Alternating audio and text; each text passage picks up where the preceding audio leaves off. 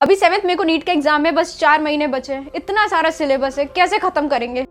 क्या syllabus time पे खत्म हो पाएगा? क्या रिवीजन हो पाएगी? क्या मेरा सिलेक्शन हो पाएगा? इन सारे क्वेश्चन से एक नीट एस्पिरेंट हर रोज ही फाइट करता है। क्या नीट के एग्जाम में अच्छा स्कोर करना बहुत ज्यादा मुश्किल होता है?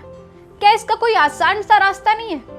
इस वीडियो में मैं तुम्हें ये तो नहीं बताऊंगी कि एक दिन में पढ़ के नीट कैसे क्रैक करते हैं या फिर बिना पढ़े नीट कैसे क्रैक करते हैं, जैसे मोस्ट ऑफ द लोग वीडियोस बनाते हैं। बट आई प्रॉमिस यू कि अगर तुम इस वीडियो को लास्ट तक देखोगे तो तुम्हारे एफर्ट्स बहुत कम हो जाएंगे। तुम कम टाइम में अच्छा स्कोर लाना सीख जाओगे।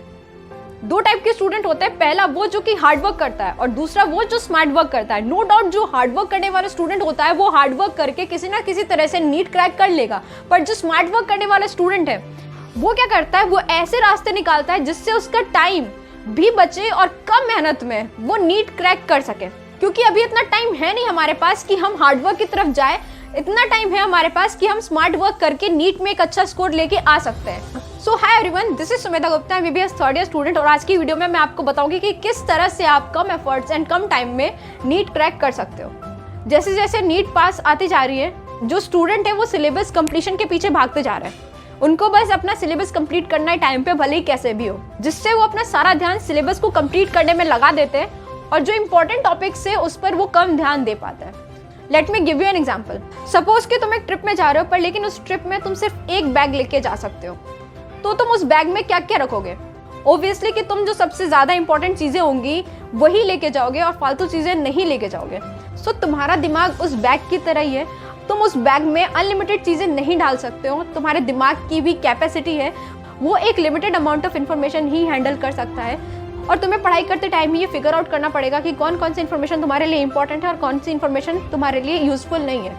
अगर तुम्हें पता है कि नीट के पॉइंट ऑफ व्यू से कौन कौन से टॉपिक्स इंपॉर्टेंट है तो then it is well and good. और अगर तुम्हें नहीं पता है तो तुम यूट्यूब पे ही सर्च कर सकते हो इंपॉर्टेंट टॉपिक्स, कई सारे वीडियोस तुम्हें मिल जाएंगे इसके रिगार्डिंग। और एक क्वेश्चन जो हमेशा ही नीट एस्पिरेंट्स मुझसे पूछते हैं कि पढ़ाई में मन कैसे लगाएं। पढ़ाई में हमारा मन नहीं लगता है, हम सुबह उठने का मन नहीं करता है, सुबह उठ के पढ़ने का मन नहीं करता है। तो मैं तुमसे ये पूछूंगी, जब भी तुम कोई ट्रिप पे जा रहे होते फैमिली के साथ, फ्रेंड्स के साथ, अगर वो ट्रिप सुबह 5 बजे भी होती है तो तुम 3 बजे उठ जाते हो। क्यों उठते हो? क्योंकि तुम्हें पता होता है कि अगर तुम टाइम पे नहीं उठोगे तो तुम्हारी ट्रेन मिस हो जाएगी और तुम काफ़ी ज़्यादा एक्साइटेड होते हो ट्रिप के लिए और अपनी ट्रिप को मिस नहीं करना चाहते हो। तो उस टाइम पे जो हमारे पास रीज़न होता है ना कि हम क्यों करना चाहते हैं ये, तो वो काफ़ी स्ट्रांग हो जाता है, जो हमसे वो काम करा देता है, हम उठ जाते हैं टाइम पे। पर वही चीज़ अगर तुम अपनी पढ़ाई में लेके आओ कि तुम्हें पता होना चाहिए, पहले अपने आप से पूछो कि तुम क्यों करना चाहते हो और उस चीज़ को बार बार ही अपने दिमाग को रिमाइंड कराते रहो कि हाँ मुझे ये करना है इसलिए मैं कर रहा हूँ। और तुम्हारा रीज़न इतना स्ट्रांग होना चाहिए कि तुम बिना अलार्म के भी उठ जाओ पढ़ने के लिए। जब मैं नीट की प्रिपरेशन कर रही थी तो मैं बिना अलार्म के उठा करती थी। मेरा वाई इतना ज़्यादा स्ट्रॉन्ग था कि मुझे वो बिना अलार्म के ही उठा दिया करता था। सो मैं तुमसे भी यही बोलूँगी कि अपने जो रीज़न है उसको स्ट्रॉन्ग बनाओ कि तुम क्यों करना चाहते हो, तो तुम्हारा मन हमेशा ही पढ़ाई में लगेगा। तो तुम्हें उठने के लिए किसी भी अलार्म की ज़रूरत नहीं पड़ेगी, तुम्हें किताब खोलने के लिए किसी भी मोटिवेशन की ज़रूरत नहीं पड़ेगी। जब तुम प्रीवियस ईयर के पेपर्स एनालाइज करोगे तो तुम्हें ये पता चलेगा कि हर एक टॉपिक इंपॉर्टेंट नहीं होता है। जो हमारा सिलेबस है 100% सिलेबस का 100% एक एक चीज़ इंपॉर्टेंट नहीं होती है। उस सिलेबस में से कुछ क्वेश्चंस आते हैं जो कि कुछ 20 to 30% ऑफ द सिलेबस ही होता है जिससे हमें क्वेश्चंस नीट में मिलते हैं। और अगर हम उस टॉपिक्स को, जो इंपॉर्टेंट टॉपिक्स है उसको अगर हम पकड़ लें, उस पर अपना जो कमांड है वो स्ट्रॉन्ग कर लें, तो बहुत ज़्यादा चांसेस ये होते हैं कि हम नीट में आए क्वेश्चंस को सॉल्व कर लेंगे, भले ही हमें 100% सिलेबस ना आता हो तो भी। कई सारे स्टूडेंट मॉक टेस्ट देने से डरते हैं। भाई तुम्हें आखिरी में जाके मॉक टेस्ट ही तो देना है, तुम कब तक चैप्टर वाइज क्वेश्चन सॉल्व करते रहोगे? नीट में तुम्हें कोई ये नहीं बताएगा कि ये इस चैप्टर का क्वेश्चन है, वो उस चैप्टर का क्वेश्चन है, उस चैप्टर के फॉर्मूले लगा के सॉल्व कर दो।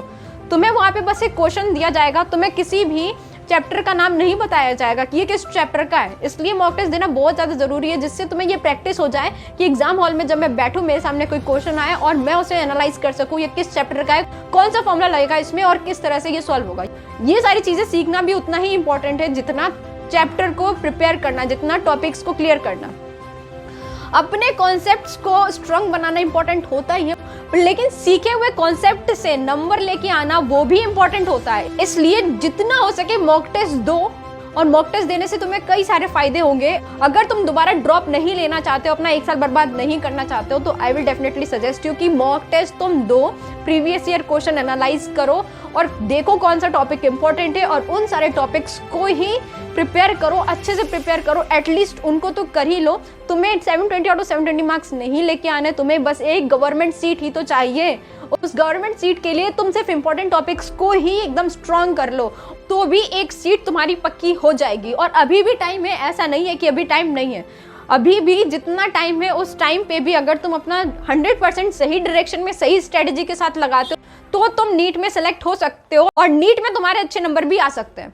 जब मैंने नीट का पहला ड्रॉप लिया था उस टाइम पे मुझे भी ऐसा लगता था कि बस चैप्टर पढ़ लेते क्वेश्चन हो जाएगा, पर ऐसा नहीं होता। जब तक हम मॉक टेस्ट नहीं देते ढंग से तब तक क्वेश्चन नहीं होते सॉल्व। एग्जाम का प्रेशर अलग होता है, घर पे बैठ के हमें पता है किस चैप्टर का क्वेश्चन है तब तो हम आसानी से सॉल्व कर लेते हैं, पर जब हमें नहीं पता होता कि किस चैप्टर का है, कहाँ से है, क्या है, और हमें डर भी लग रहा होता है, इन्विजिलेटर हमारे सामने खड़ा होता है, 4 बार हमें परेशान किया जाता है, उस केस में भी अगर तुम अच्छा परफॉर्म कर रहे हो तो तुम्हारी मेहनत वर्थ इट है, अदरवाइज उसका कोई मतलब नहीं है।